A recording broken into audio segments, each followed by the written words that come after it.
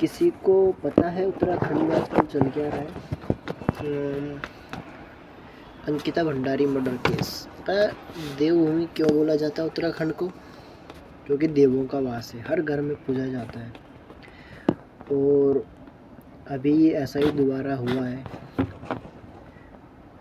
3 साल पहले अंकिता भंडारी एक मर्डर केस हुआ था, जिसमें बीजेपी के बहुत बड़े नेता हैं, उनके बेटे ने वीआईपी ट्रीटमेंट देने के चक्कर में एक लड़की को मार दिया था और उसे बैराज के डैम में फेंक दिया था। बाद में उसकी बॉडी मिलती है तीनों को, उसके नेता के लड़के को और उसके साथियों को आजीवन कारावास भी हो जाता है और केस क्लोज हो जाता है। मगर लोग उस केस को भूलते नहीं, आज भी नहीं भूले। अभी एक बीजेपी के बहुत बड़े नेता हैं, उनकी वाइफ बोलती है कि भैया मेरे पास सारे सबूत हैं, वो ऑडियो रिलीज़ कर देती है, वीडियो रिलीज़ करती है। अब जब से उस वीआईपी का नाम पता चला है, बीजेपी के बहुत बड़े नेता हैं जिनके नाम आए हैं, बताए हैं उन्होंने, तब से हड़कंप मचा और लाखों लोग रोड पे उतरे हुए हैं, ना कि कोई एक पर्टिकुलर पार्टी उतरी हुई है।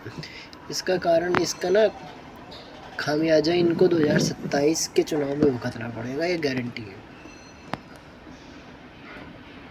ठीक है, अभी तो कुछ नहीं है, मगर जो हम भी बीजेपी वाले हैं भाई, मगर ये है कि जब गलती करोगे, गड़बड़ी करोगे, कौन सहेगा और कौन सुनेगा? हर किसी को अपनी बहू बेटियों की चिंता है।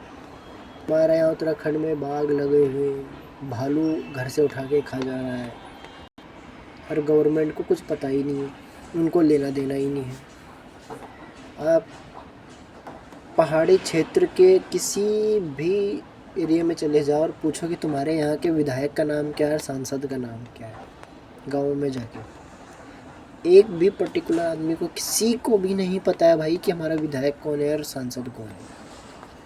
इन्होंने वोट दे दिया, इन्होंने जिता भी दिया, मगर उनको पता ही नहीं है कि उन्होंने किसको वोट दिया। क्यों? क्योंकि शक्ल ही नहीं देखी है कभी कि है कौन।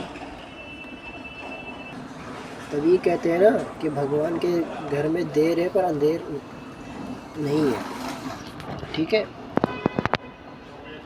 अब अचानक 3 साल के बाद वीआईपी का पता चल जाता है, बताने वाले भी बीजेपी के ही नेता हैं। तो कहते तो भाई साहब इन्होंने गंद मचा के रखी है, तुम खुद ही सोच लो, हद है यार।